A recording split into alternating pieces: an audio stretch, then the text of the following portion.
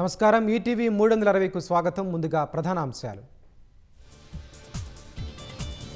అయోధ్య రామ మందిరంలో వైభవంగా ధ్వజారోహణం. అభిజిత్ ముహూర్తంలో కాషాయ జెండా ఎగరవేసిన మోదీ.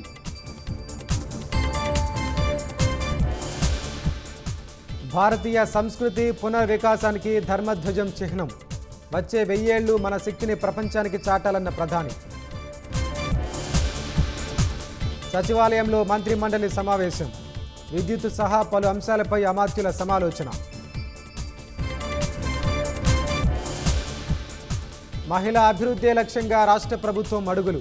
స్వయం సహాయక సంఘాలకు వడ్డీ లేని రుణాల పంపిణీ. రాష్ట్రంలో పంచాయతీ ఎన్నికలకు ఎస్ఈసి సన్నాహాలు. మధ్యాహ్నం 2 గంటల తర్వాత స్పష్టత వచ్చే అవకాశం. జీహెచ్ఎంసీ ఆఖరి కౌన్సిల్ సమావేశం. ప్రారంభానికి ముందు పార్టీల రసాభాస.